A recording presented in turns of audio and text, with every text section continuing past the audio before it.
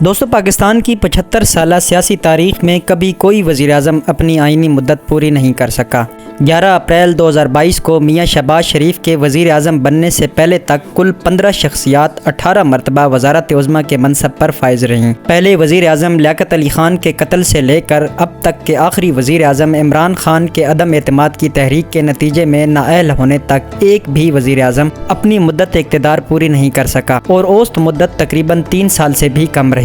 18 موقعوں پر کرپشن کے الزامات، مارشل لا اور جبری طور پر استعفیٰ لینے سمیت ان کو مختلف بہانوں سے اپنے عہدوں سے ہٹایا گیا۔ اس میں ایک وزیر اعظم کا قتل بھی ہوا۔ اعداد و شمار کے مطابق ذوالفقار علی بھٹو واحد سیاستدان تھے جنہوں نے 5.5 سال تک مسلسل حکومت کی، لیکن اس دوران وہ صدر اور وزیر اعظم دونوں عہدوں کے اوپر فائز تھے۔ نواز شریف واحد سیاستدان تھے جو 3 مرتبہ وزیر اعظم رہے اور مجموعی طور پر سب سے طویل عرصہ تک حکومت کرنے کے باوجود کبھی اپنی کوئی ایک بھی آئینی مدت پوری نہیں کر سکے۔ ان کے علاوہ لیاقت علی خان اور یوسف رضا گیلانی ہی دوسرے 2 وزرائے اعظم تھے جنہوں نے 4 سال سے زائد عرصہ تک مسلسل حکومت کی تھی۔ سب سے کم مدت نور الامین کی تھی جو محض 13 دن تک وزیر اعظم رہے تھے۔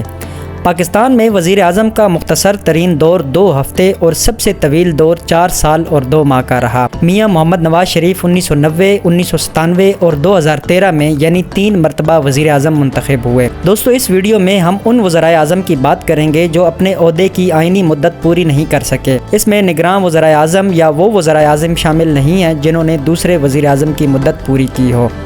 تو ہماری لسٹ میں پہلے نمبر پر آتے ہیں نواب زادہ لیاقت علی خان۔ لیاقت علی خان پاکستان کے پہلے وزیر اعظم تھے۔ انہوں نے 1947 میں اقتدار سنبھالا۔ 16 اکتوبر 1951 کو ایک سیاسی جلسے میں ان کو قتل کر دیا گیا۔ ان کی حکومت کا دور 4 سال اور 2 ماہ کا تھا۔ اس کے بعد خواجہ ناظم الدین نے 17 اکتوبر 1951 کو وزیر اعظم کا عہدہ سنبھالا۔ مذہبی فسادات سے صحیح طور پر نہ نمٹنے کی وجہ سے گورنر جنرل نے ان کو 17 اپریل 1953 کو برطرف کر دیا۔ گورنر جنرل برطانوی دور کا ایک طاقتور ترین عہدہ تھا۔ خواجہ ناظم الدین کا دور حکومت 1 سال 6 ماہ پر مشتمل تھا۔ ان کے بعد محمد علی بوگرا جنہوں نے 17 اپریل 1953 کو وزیر اعظم کا عہدہ سنبھالا۔ انہوں نے 11 اگست 1955 کو اپنے عہدے سے استعفیٰ دیا۔ ان کی حکومت 2 سال اور 3 ماہ تک جاری رہی۔ پھر اس کے بعد چودھری محمد علی نے اگست 1955 میں وزیر اعظم کے عہدے کا چارج سنبھالا۔ حکمران جماعت کے اندرونی اختلافات 12 ستمبر 1956 کو ان کی برطرفی کا باعث بنے۔ وہ 1 سال اور 1 ماہ پاکستان کے وزیر اعظم کے عہدے پر فائز رہے۔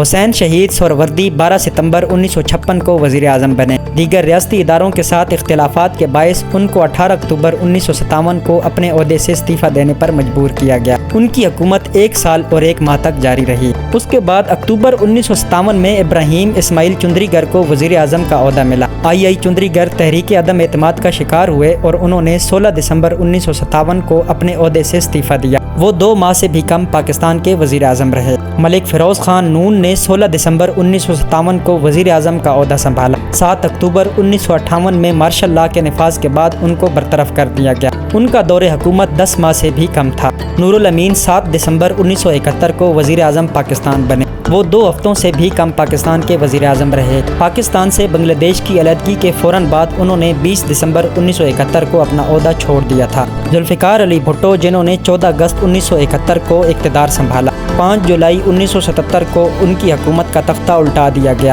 بعد ازاں ان کو جیل بھی بھیجا گیا اور ان کو پھانسی دی گئی۔ ان کی حکومت کا دور 3 سال اور 11 ماہ پر مشتمل تھا۔ محمد خان جنیجو جنہوں نے مارچ 1985 میں پاکستان کے وزیر اعظم کا عہدہ سنبھالا، انہیں 29 مئی 1988 کو صدر پاکستان ضیاء الحق نے برطرف کر دیا۔ وہ 3 سال اور 2 ماہ تک وزیر اعظم کے عہدے پر فائز رہے۔ مقتول وزیر اعظم ذوالفقار علی بھٹو کی بیٹی اور مسلم دنیا کی پہلی خاتون رہنما بے نظیر بھٹو نے وزیر اعظم کا عہدہ 2 دسمبر 1988 کو سنبھالا۔ ان کی حکومت کو صدر نے کرپشن کے الزام میں 6 اگست 1990 میں برطرف کر دیا۔ ان کی حکومت 1 سال اور 8 ماہ تک جاری رہی۔ پھر اس کے بعد میاں محمد نواز شریف نے 6 نومبر 1990 کو اقتدار سنبھالا۔ ان کی حکومت بھی کرپشن کے الزامات کے تحت 18 اپریل 1993 کو صدر نے برطرف کر دی تھی۔ عدالتی فیصلے کے بعد میاں محمد نواز شریف کی حکومت بحال ہو گئی تھی اور انہوں نے اپنا عہدہ بھی سنبھالا۔ تاہم ریاستی اداروں سے اختلافات کے بعد انہوں نے بعد میں استعفیٰ دے دیا۔ ان کا دور حکومت 2 سال اور 7 ماہ تک جاری رہا۔ بے نظیر بھٹو نے 19 اکتوبر 1993 میں دوسری مرتبہ اقتدار سنبھالا۔ 5 نومبر 1996 کو صدر نے ایک مرتبہ پھر ان کی حکومت کو برطرف کر دیا۔ As the suspended Prime Minister of Pakistan, this is nothing new. in the history of our country because I am the 4th suspended Prime Minister in the last 8 years. दूसरी मरतबा बेनज़ीर भुट्टो 3 साल से ज़ायद अरसा वज़ीर आज़म पाकिस्तान रहीं। नवाज शरीफ 17 फरवरी 1997 को दूसरी मरतबा इक़्तिदार में आए। 12 अक्टूबर 1999 को साबिक़ सदर पाकिस्तान परवेज़ मुशर्रफ ने उनकी हुकूमत का ख़ात्मा किया। वो 2 साल और 8 माह तक वज़ीर आज़म रहे। फिर उसके बाद मीर ज़फ़रुल्लाह खान जमाली, जिन्होंने नवंबर 2002 में साबिक़ सदर पाकिस्तान परवेज़ मुशर्रफ के दौर में वज़ीर आज़म का चार्ज संभाला। उन्होंने 26 जून 2004 में कुछ इख्तिलाफ़ात के बाद इस्तीफ़ा दे दिया। वो 1 साल और 7 माह तक वज़ीर आज़म पाकिस्तान के ओहदे पर फायज़ रहे। यूसुफ रज़ा गिलानी 25 मार्च 2008 को वज़ीर आज़म मुंतखब हुए। 2012 में सुप्रीम कोर्ट ने तौहीन अदालत के इल्ज़ाम में उनको नाअहल करार दिया था। उनका दौरे हुकूमत 4 साल और 1 माह पर मुश्तमिल था। नवाज शरीफ 5 जून 2013 को तीसरी मरतबा वज़ीर आज़म पाकिस्तान मुंतखब हुए। उनको 28 जुलाई 2017 को सुप्रीम कोर्ट ने असासे छुपाने के इल्ज़ाम में बरतरफ कर दिया था। इस मरतबा उन्होंने 4 साल और 2 माह की हुकूमत की थी। इमरान खान 18 अगस्त 2018 को वज़ीर आज़म पाकिस्तान मुंतखब हुए। इमरान अहमद नियाज़ी साहब ने 176 वोट हासिल किए।